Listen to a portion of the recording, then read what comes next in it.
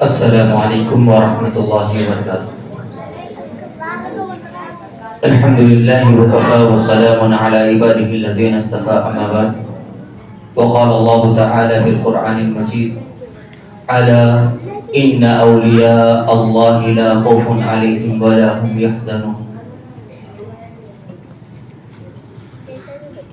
محترم میرے پیارے اسلامی بھائیوں اور پردہ نشین مائیں اور خواتین اسلام، اور یہاں پر مسلسل ایک ہفتے سے جو تعلیم حاصل کر رہے ہیں طلباء و طالبات اور مسجد آسیہ کے ذمہ داران علماء کرام، میں مختصراً میری بات 3-4 منٹ میں انشاءاللہ مکمل کرنے کی کوشش کرتا ہوں۔ سب سے پہلے ہر انسان، ہر مومن یا ہر آدمی جب سے اس دنیا میں آتا ہے اس کی خواہش ہوتی ہے کہ ہر مرحلے میں کامیاب زندگی گزارے۔ کامیابی کے لیے صبح اٹھنے سے لے کر پھر اپنے بستر پر جانے تک مسلسل کوشش کرتا ہے، یہاں تک کہ وہ اپنے جو ہے مقصد میں یا جس کے لیے وہ جو چاہتا ہے، جو کامیابی وہ چاہتا ہے، کامیاب ہونے کی کوشش کرتا ہے۔ لیکن ہم ایک مسلمان ہونے کے اعتبار سے، ہم مسلمان کی اصل کامیابی کیا ہے؟ ہم کس کامیابی کو اپنے آگے رکھیں تو ہم آخرت میں کامیاب ہو سکتے ہیں؟ ہم چاہتے ہیں کہ کامیاب ہو جائیں، لیکن وہی مسلمان، وہی مومن آخرت میں کامیاب ہو سکتا ہے جس کے بارے میں اللہ رب العالمین نے قرآن مجید میں فرمایا۔ اس آیت میں اللہ رب العالمین کامیابی کا ایک دم مختصر سا فارمولا، آپ اپنی زندگی میں کامیاب ہیں یا نہیں ہیں، اگر آپ کو دیکھنا ہے تو یہ چھوٹا سا فارمولا اپلائے۔ اللہ رب العالمین نے کہا الا ان اولیاء اللہ لا خوف علیہم ولا هم یحزنون۔ جس انسان کو اپنے ماضی کے بارے میں کوئی فکر نہیں، جو دن میں گزارا ہوں اس میں میری زندگی کیسی گزری اس کے بارے میں اسے ٹینشن نہیں، اور بعد میں آنے والے مستقبل کے بارے میں بھی وہ پریشان نہیں ہو رہا ہے، تو انسان یہ دونوں چیزوں کو دیکھ لے کہ ماضی میں میں نے جو دن گزارے وہ دن میرے کیسے گزرے، کیا اس کے بارے میں مجھے فکر ہے، اس کے بارے میں مجھ سے سوال کیا جائے تو میں کیا جواب دوں گا، اس کے بارے میں جب اللہ رب العالمین کے سامنے مجھے کھڑا کیا جائے گا تو میں اللہ رب العالمین کے سامنے کیا منہ دکھاؤں گا؟ اگر ماضی کے بارے میں کوئی بھی فکر نہیں ہے اور آنے والی مستقبل کے بارے میں بھی اسے اطمینان ہے، ہاں میرا فیصلہ انشاءاللہ جنت میں ہوگا، ہاں میرا فیصلہ جب اللہ رب العالمین کے سامنے کھڑا ہوں گا تو آرام سے مکمل پورے سوالوں کا جواب دے سکوں گا، جب وہ مکمل اطمینان اور سکون کے ساتھ اپنے مستقبل کے بارے میں بھی پریشان نہیں ہے تو سمجھ لو کہ ایسا انسان کامیاب انسان ہے۔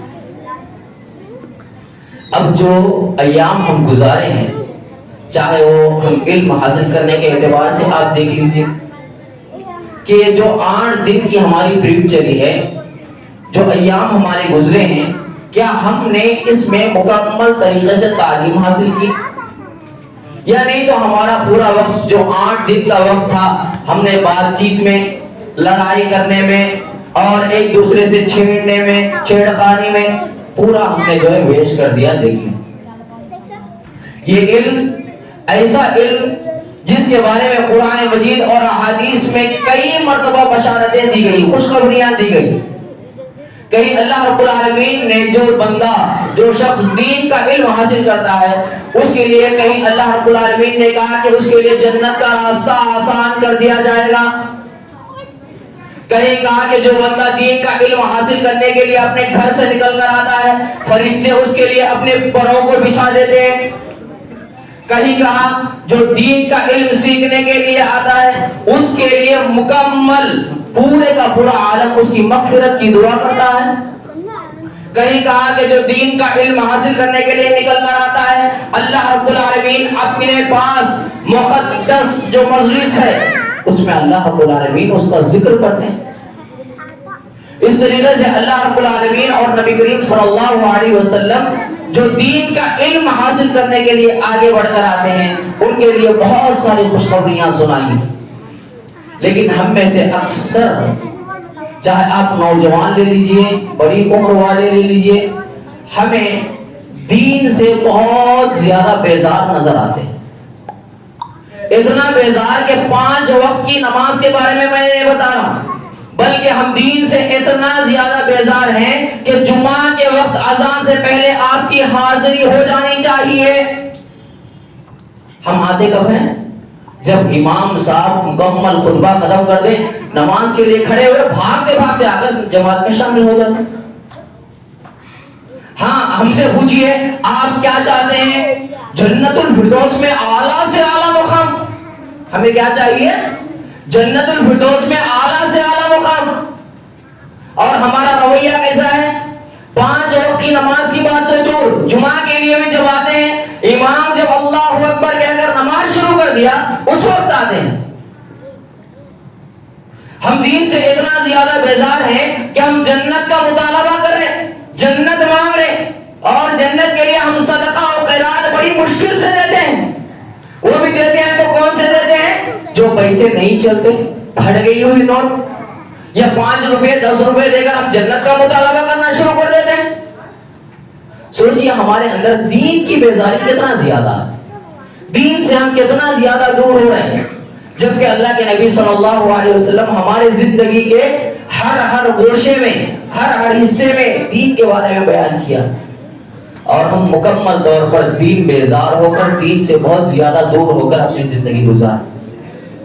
تو ہمارے لیے سخت ضرورت ہے کہ ہم دین کے بارے میں، اللہ رب العالمین کے بارے میں، نبی کریم صلی اللہ علیہ وسلم کے بارے میں معلومات حاصل کرنے کی کوشش کریں. جتنا زیادہ ہو سکے، جتنا مناسب ہو سکے، زیادہ سے زیادہ وقت دین کا علم سیکھنے میں لگائیں، اور زیادہ سے زیادہ اللہ رب العالمین اور نبی کریم صلی اللہ علیہ وسلم کی تعلیمات سیکھنے کی کوشش کریں.